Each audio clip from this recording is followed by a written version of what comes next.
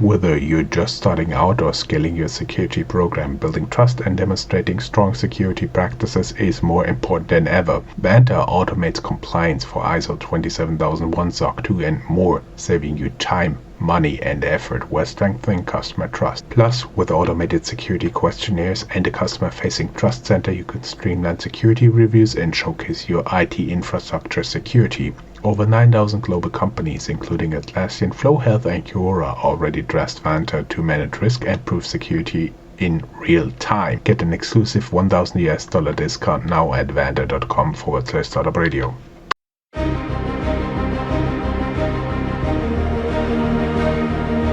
Welcome to Startuprad.io, your podcast and YouTube blog covering the German startup scene with news, interviews, and live events. Hello and welcome everybody. As you hear him laughing in the background today, I'll bring you another startup interview today with Carsten. Carsten is an entrepreneur, co-founder of Casablanca.ai. We'll talk about it soon. He has been an entrepreneur since age 16 and also is the business angel of the year 2024. So-called the golden nose because you can sniff pretty good investments.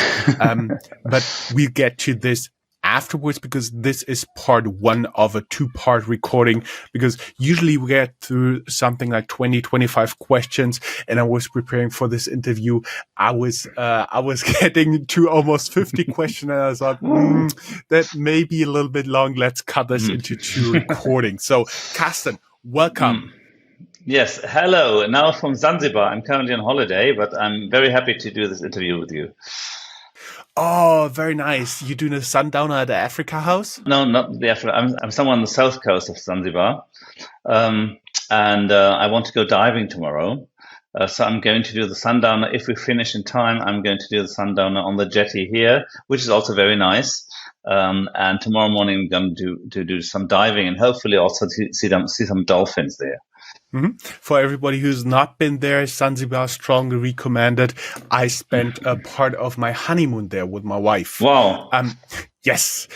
We also may tell that this interview is in association with the Business Angel event back in 2024 with the German Business Angel Association Bund.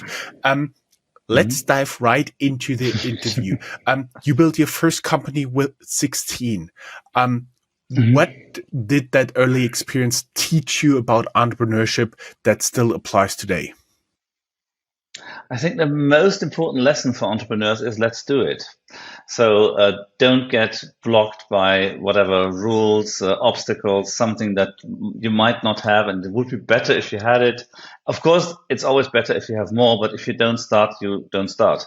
And so the most important thing is once you have a really good idea, you just do it.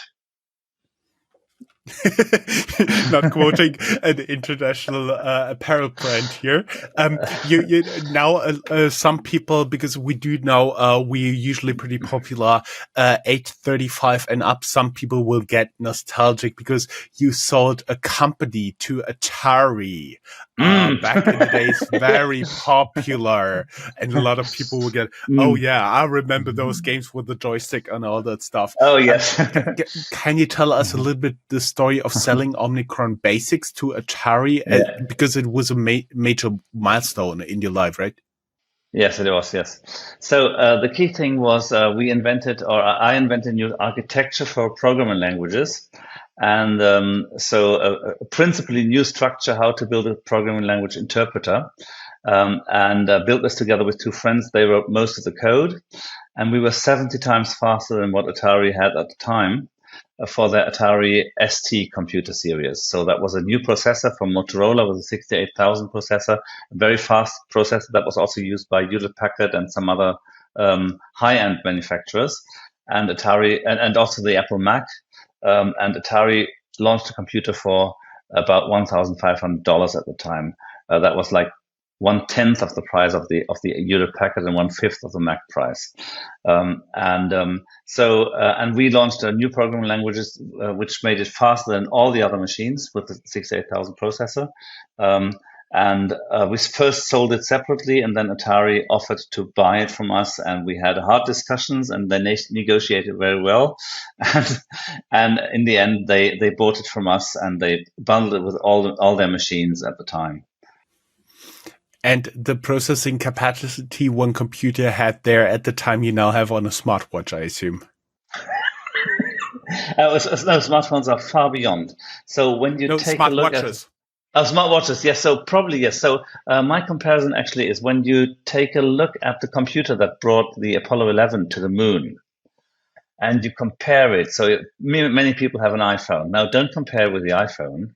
Compare it with the charger of the iPhone, and the processor built into the charger that controls the voltage is about the compute power of the Apollo 11 computer. Okay, I see. Getting to the next milestone in your life, Fact Finder, scaled to 2,000 plus online shops. What was the single smartest strategic move you made that led to this success? And can you tell us a little bit about what Fact Finder is or was?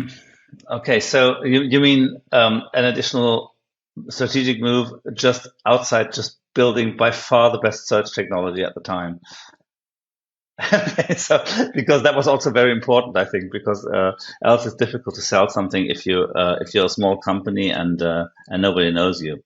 So what we do? We built a search technology in the year 2000.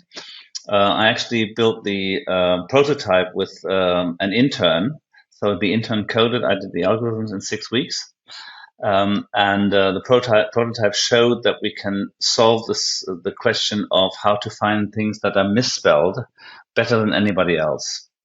The prototype was very slow, and we had to make a lot of additional inventions, which were made mostly by my best programmer Arndt at the time, to have it fast enough. But I could show that we have an understanding that was also AI. It was just not machine learning, an understanding how humans perceive similarity and how we can represent this in the computer. So that was the new thing in Fact Finder in the year 2000, 2 years before Google launched its Did You Mean? And Did You Mean from Google had a totally different approach. They just asked millions and millions of users, did you mean this? And then if they said yes, they saved a synonym. So they saved like this is in fact that, and this is in fact the other thing. And they were very often wrong in the beginning, but then they improved with all the users. And that was a totally different approach. And we solved it from the ground up. We didn't have the resources. We didn't have the millions and billions of users. So we had to do it with AI, and we did in the year 2000. And we solved the similarity problem for misspelling things. So what was the most important strategic decision besides the very, very good product? I think the most important thing was that I started not offering it for sale only, but also for rent. Because we were a small company with 7 people at the start. I had some other products before, but then I started Fact Finder, and we put a lot of resources in that was almost killed us. And then people did not trust a small company. So if we said it costs up to 60,000 Deutsche Mark to buy this, so that $30,000, many were still reluctant at the time because e-commerce was not as big as now, and things were not so important as now, not so expensive as now. And so people were reluctant. I said, okay, I can offer this for rent. You can rent it instead of buy it, and you pay only 1.5% of this amount per month. And so, of course, 4.5% per month, 4.5% per month. So after 22 months, this pays off the full purchase price. So you should switch after a time. And we offer until half a year. We offer you to deduct 75% of the rent you have paid from the purchase price. And so people said, okay, I can decide this. I can risk that, and we will test it. And we just throw it out and cancel it immediately if it doesn't run in practice, if it doesn't run well in practice. And so that reduced their threshold a lot, and made us also trust us, because they said, okay, if they are offering it for rent and not for purchase, that means that they believe that we will keep it. So it was in both directions. It was good for trust, and because it was so good, everybody kept it. And some purchased immediately after a month, and some actually tended to not buy it because they were CEOs who did not own the company, and so they said it's better for my bonus if this year I don't have the full purchase price on my expenses and just the rent. And that's how I kind of invented SaaS, but we didn't call it SaaS; we called it software rent at the time. Um, that was quite new. Software as a service was not usual at the time. That was very, very uncommon. Mm-hmm. I see. You obviously do a lot with Omicron Basic and Fact Finder. You had two huge successes early on, and you also do have 25 patents pending. I would be curious. Some pending, some still granted. Yes. So. Okay. Okay. I would be curious. How do you get to all of them? And if you could just pick one that would change an entire industry, which one would it be? So actually, I have lots of ideas which just keep coming when I'm under the shower, going through the park, when I'm sleeping. I suddenly wake up at night, have to write something down, then fall asleep again. And sometimes I make a patent out of it. Not all of the ideas are worth a patent because some are just rubbish commercially. Some are also not good ideas technically, and some have many have already been invented by other people and just not put into practice by them. So I have patents, for example, a granted patent for a new on-screen keyboard, which will make significantly less miscorrections. So very often you type something, you mistype, and you get a correction, and the correction is actually worse than what you mistyped.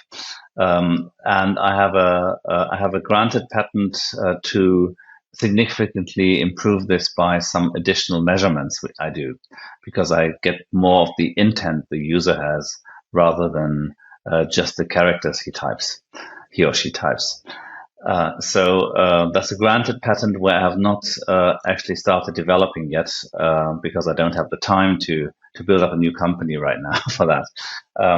I have other patents also for understanding if a picture is reality or if it has been manipulated, which also applies for pictures which are in printed magazines. So you can use this on printed pictures as well. And there are several other things where I have not built a company yet, but they also might do a lot of good for the world. Which is the one patent that can change entire industries? I think most of my patents don't go for one industry. So like when you look at Casablanca, it has the potential to disrupt video communication throughout the world. So in all industries, but of course, video communication is just a small part of the work, mostly of the work for internal meetings, sales, recruiting, but it's not for example, for production not for fabrication. It's not for programming. It's not for all these things that produce the things. It's just for the communication. But of course, communication is also an important part of our lives. So Casablanca can disrupt video communication, but it will not be limited to one industry. Same goes for things like this better on-screen keyboard. It's also not for one industry, it's for many industries. Mm-hmm. I see. Given that you have so many ideas, built so many successful companies, when do you decide now it's a time to implement one idea or step away from something and sell it or give it to another leadership team? That depends. So in some cases, I have an idea and suddenly I find somebody who would be the right person to implement that idea. And if I can get hold of her or him, then I start a new company with them. So that can be one point when I start. With Casablanca, it was different. So I decided I sell Fact Finder in order to start Casablanca. I wrote the patent, I registered the patent. I still had not sold Fact Finder yet. But I knew I needed to shift my attention to that project because it's a huge project. It's a huge worked also to get it done, and I underestimated it, even though I thought it was a lot of work.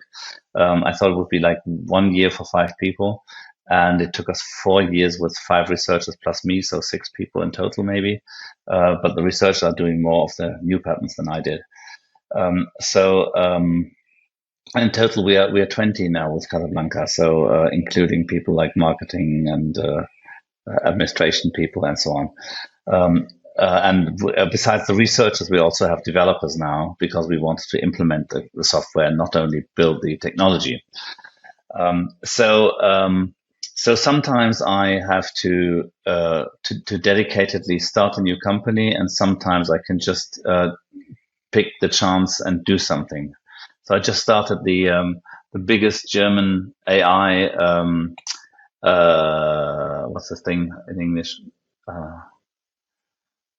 I just started the biggest German AI directory called alles-ki.com, and I had this idea several months ago because I thought the ones I had seen in Germany were all so small and so difficult to find things, and also the Americans ones were not so easy to navigate and not so easy to find the solution you actually need.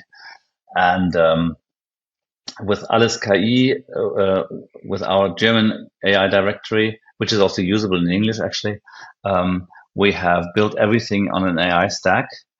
And when I had the right people, I started. That was in October.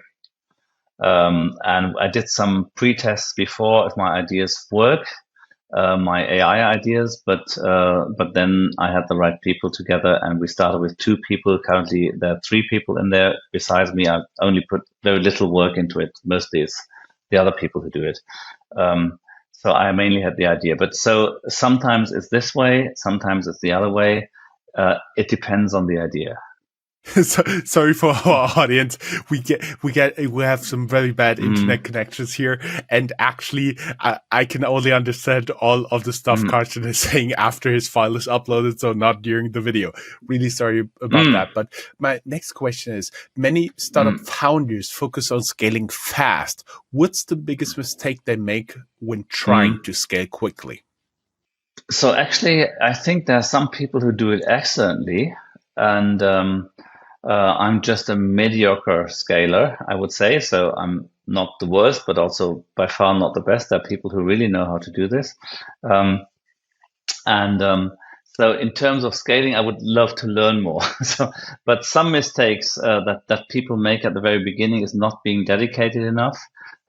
Also, not starting quickly is often a mistake. If an idea is already somewhere in the air, then and then you wait until you have more resources, more something, then somebody else will just do it. So you can save the most time in the very beginning of an idea when you're the first one to do it. Of course, you will get people who copy you, and you have to prepare for that, and maybe the idea is just not working and somebody else does it much better. But generally, it's rather like start fast. I think that's a big mistake, that people wait too long until they start. And then, of course, you have to be able to make mistakes, and you have to understand that everything you do when you scale a startup, everything is an experiment, and that means many things will go wrong, not just some things. And it's not so. Error-tolerant work in German companies normally is seen as, yes, I accept that sometimes people also make mistakes. This is not what we're talking about. I'm talking about people do experiments every day, and many of those experiments don't work. So they don't just sometimes make mistakes, they consequently make mistakes. And you have to accept that many things go wrong. So in marketing especially, but also in lots of other things, you just have to accept this. What you don't have to accept, and you shouldn't accept, is mistakes out of negligence, mistakes out of laziness, and so on. But mistakes out of, you think this is right, but you were wrong in thinking it's right. That's mistakes you have to learn to accept when scaling a company, else you cannot scale it. So bottom line is, do mistakes, but learn from them. Yes, but be prepared that many things go wrong when you start something. Aside from Casablanca, if you were to launch a startup today, what market or problem would you go after? So if I would launch something just because I want to launch something, not because I have a specific idea, because if I have a specific idea, then I would do that. So, but generally, I would build something on the basis of AI technology that is here and is going to be available easily for the next years. So, like LLMs. The problem is, of course, that everybody does this. So, what you need to do, and I wrote this in an article also, what you need to do is you have to find some niche where you have more expertise or more knowledge, more data or something else that other people don't have, or more market access where other people don't have this. So when you build something new on the basis of, let's say, a large language model or some other AI technology, could also be like object identification or other things. But you build it on top of an AI technology that's easy to use. And there are many AI technologies right now which are easy to use. So they have APIs. It's easy access. You can use them without much difficulty. And then you just go for some niche where you have the better market access than anybody else, or the better knowledge or some data which nobody else has, and so on. So okay. This kind, this kind of company is not a world-changing company in all industries. This is going to be something that changes a specific industry or a specific topic, probably, because that's the thing where you have more knowledge. So if you are the best person for, let's say, spices or so, then you build something built on your knowledge of spices that nobody else has, and maybe your data on spices that nobody else has, and your market access to spice suppliers and maybe spice users, which nobody else has. And spice could be a big market, but it could also be something very specific, like the pumps for fire sprinkling, water for fire watering or something. So it could be something very specific. But you build it fast, and you build it in your area where you have better market access, better knowledge than anybody else. And we just talked about doing mistakes. And I was curious, looking back, what's the biggest bet you've made that didn't work out, and what did you learn from it? Talking about learning from mistakes. Yeah, so there are probably thousands of small mistakes I made, and there are a few big ones. And I would say the one that cost me the most money, where I went in the wrong direction and stopped it completely, so not just did a turn or something, is Fact Finder Travel. So the idea in the year 2011 was that we have sold Fact Finder at that time to, I don't know, like 1,000 something e-commerce shops, 53 of the top 100 in Germany, there were no travel sites on it. And the point is, when you search for, let's say, an iPhone charger, you type in iPhone charger, or maybe iPhone charger for iPhone at that time 11 or something. When you search for holiday and you type in Christmas holiday with my little daughter on the beach, then what you would get with a standard keyword search is something where Christmas appears in the text, daughter appears in the text, also beach appears in the text, and Christmas. So the thing is, keyword search brings you the wrong results, because that also might be something like closed on Christmas, and the word Christmas is still in there. So you would not want that. So what you need is understanding of the text. And we produced the world's first semantic search for the tourism industry, which really worked. So we could find those things. So we thought, okay, so beach probably means swimming. Swimming means warm. Where is it warm over Christmas? And we reasoned these things at the time. So that was over 10 years ago. and launched the product. And the industry actually was enthusiastic about us. So we got 6 customers within a few months who built it into their portals. And what happened was the end users did not use it. 98% of the end users just typed in one word like Mallorca or Caribbean or something.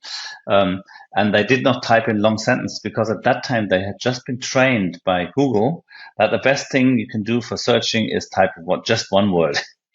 And so they didn't understand what it was about. And none of our travel portals really trained the users to change their behavior. So we were only participating in success, so things that were booked at a higher rate than normally. If it was just as good as normal, we would not get anything. And in the tests, we made tests in the usability studio. People were much happier about our search, but after we explained it. So in Effect Finder Travel, the end users didn't use it. We got a number of prizes for the software. So we won like the innovation prize of Deutsche Börse for the most promising startup, which is going to be an IP soon. IPO soon, and so on. So we got a number of prizes for it, for the innovation we made, because it was really disruptive innovation again. But we made €50,000 revenue, and we invested about 1 million within 3 years, and didn't get the market running. So we tried with some press releases, and the press people just published the funny stories, but never published like, this is a game changer for you. And we didn't have the money to really do TV advertising or so, else we might have changed it.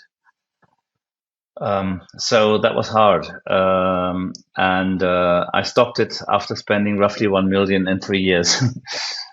Okay. Talking about stopping that funding, talking about big management decisions. What is your go-to decision making? Is it gut instinct? Is it data? Or do you have a certain rigid framework where you make your decisions in? Yeah, all of them. So I do have 2 kinds of frameworks. And one sentence to remember.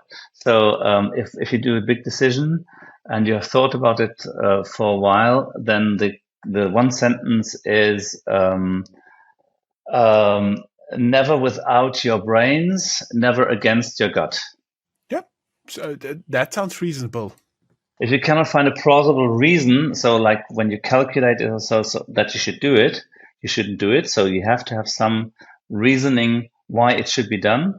And if it still feels bad, even though you have the reason, then don't do it, because the gut feeling takes in a lot more factors, and you take the factors which you cannot reason over 20 factors, but you can take your gut feeling for 20, for 50 factors, because it will take all this into account. We'll be back after a short ad break, and then we'll talk about Casablanca.ai technology, AI differentiation, and your future vision. Elevate your digital audio advertising with AdsWiz's solutions. Our suite of advertiser tools allows for personalized and impactful campaigns that reach your target audiences through innovative and engaging channels.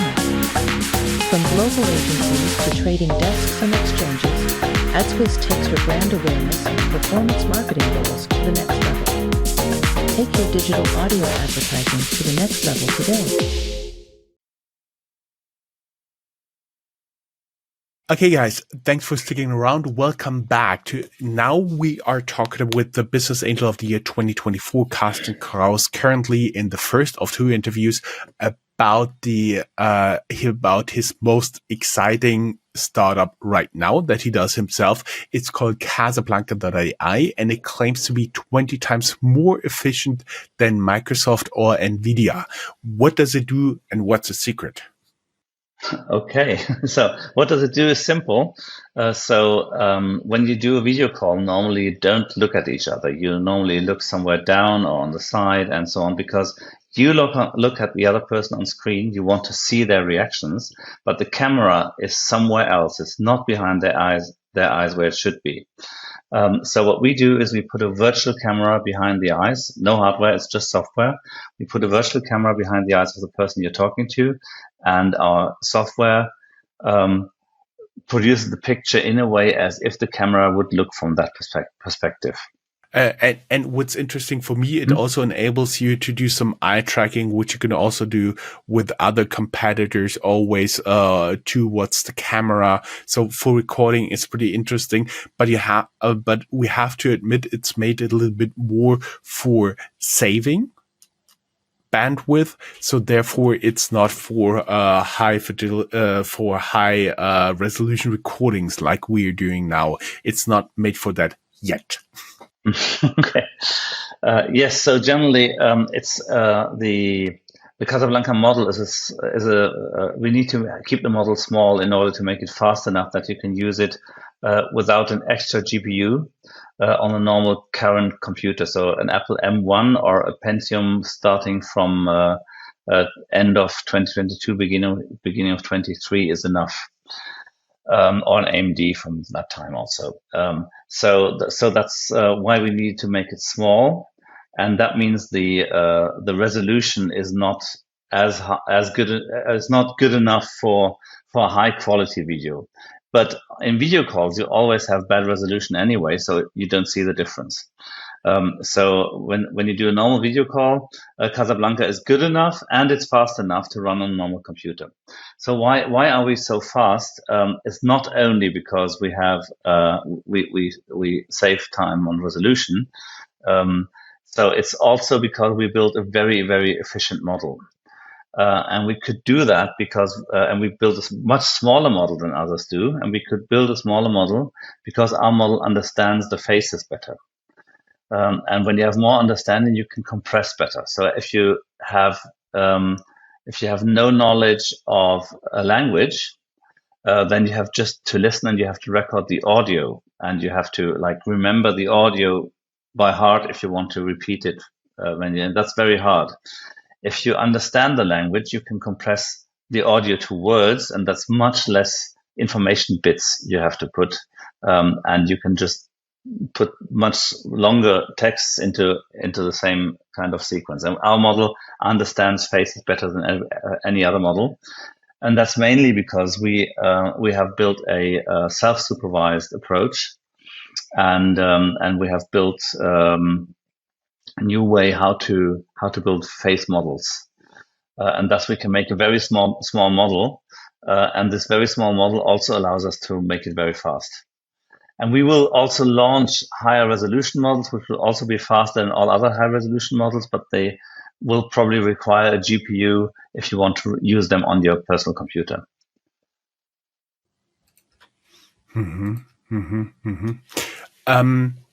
They also, your AI technology also enables a realistic 3D face reconstruction using minimal data. How does this work?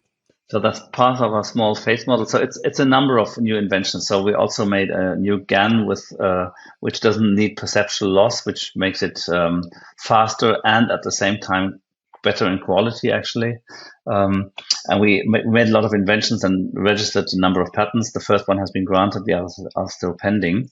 However, so to sum this up, what we do is we can compress a video picture of a person, so all their expressions, everything they do, in a vector of less than 300 data points, so 300 dimensions of the vector. And so if we have 25 of these vectors per second, that would be 7,500 data points.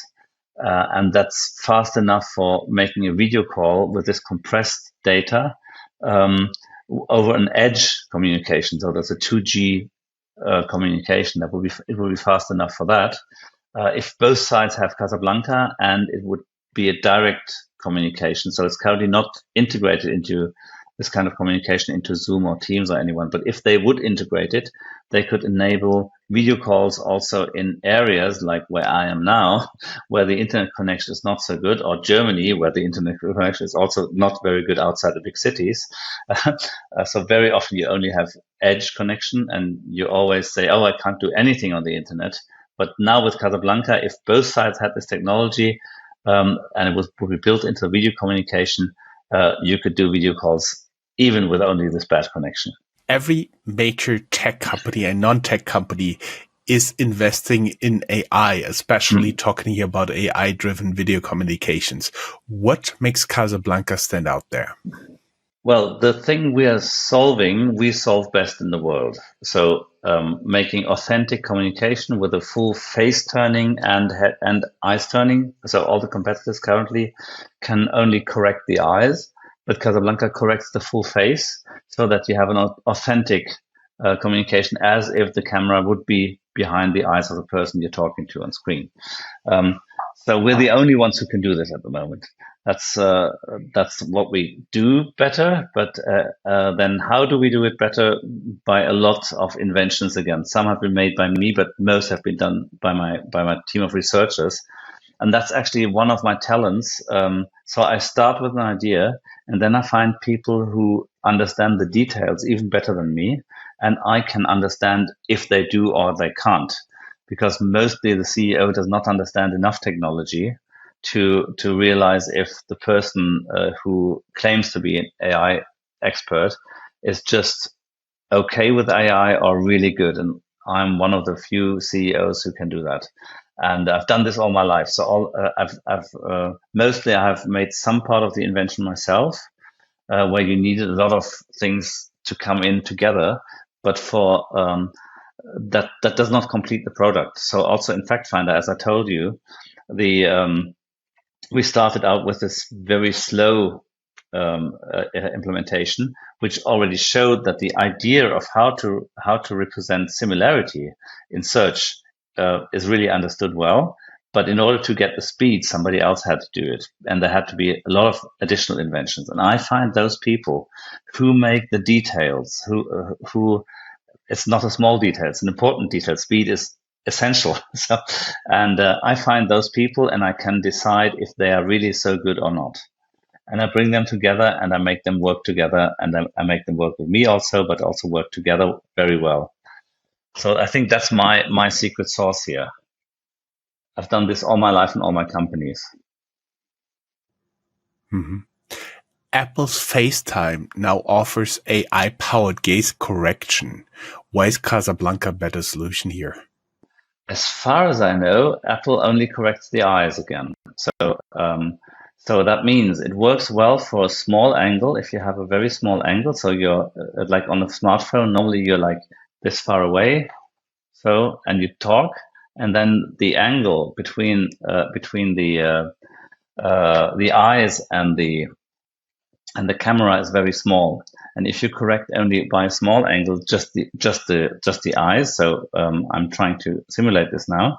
So if you do a small angle, it looks good. If you do a big angle, it looks crazy. If you just correct the eyes, and because it looks like this is a different emotion you're showing. Yes, yeah. So maybe that. But even if they don't appear on your head, if they're just correct. But just looking at somebody from the side is like, he's giving me a side eye view. So what does he want to say? Is something wrong? Is he not believing me? That's also a mimical expression when you look from the side, and you don't want this. You want the true mimical expression. That's the essence of communication. We humans are so fine in reading all the small movements of the mouth, of the eyes. If you move the lower eyelid 0.5 millimeter down, people say, "Oh, now he's skeptical," or he's ironic when you move it further down. So there are some things which where very small mimics changes make an expression. And you want to avoid this. And Casablanca changes the full or corrects the full face so that you don't have this involuntary eye expressions. And it works well when you just correct the eyes if the angle is really small and it does not work well when the angle is bigger, like when you have an additional screen or even just a big notebook screen. Mm-hmm. I was wondering, seeing that you put so much thought, so much energy, and so much future potential in this company, what is your ultimate vision for Casablanca.ai? Is it an IPO, an acquisition, or a long-term standalone company? So the first vision is like in 5 years, nobody will remember how video calls were before, when you had no eye contact. So I want to improve the world here. So I mean, people will probably remember, but they say, "Oh yes, long ago it wasn't like this." So that's my first vision, and then I think I will go with what is a good offer. So at a certain size of the company, I think other people can run it better than me. So right now I'm open to everything, but we are currently in a seed phase, so we're taking up angel investors. So far, I invested about 2.5 million euros myself, and now we're currently gathering 1 million for the seed phase, but we also want very good angels in there, so people who can also advise us and also open us some doors and so on. And then probably like around the end of the year or so, we will go into a VC phase. And then probably it's more the VC who decides where we are going, because they know better how to make the most money-wise out of it. It could be all of them. Anybody who's now interested about working with Casablanca.ai or investing into it, they can reach out to you on your LinkedIn profile, which we link down here in the show notes. Yes, please do. So we already have some people we're discussing with now, so it will not be endless the time we will have, but we are also very interested to have international people, because internationalization is one of the topics I personally would love to have somebody who advises us on this much better than I know myself. Mm-hmm. I see. Awesome. Closing words to our audience. What questions do you think we missed? Let us know in the comments down here. Carsten, thank you very much for the first interview. For everybody, it will be the next one of the next interviews published, your interview number 2, and we only take like 5 minutes break.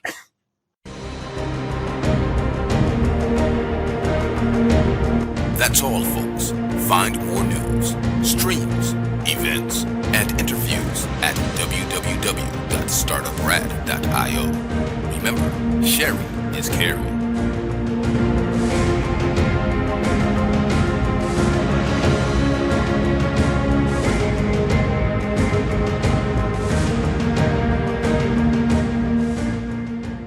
Whether you're just starting out or scaling your security program, building trust and demonstrating strong security practices is more important than ever. Banter automates compliance for ISO 27001, SOC 2 and more, saving you time, money and effort while strengthening customer trust. Plus, with automated security questionnaires and a customer-facing trust center, you can streamline security reviews and showcase your IT infrastructure security.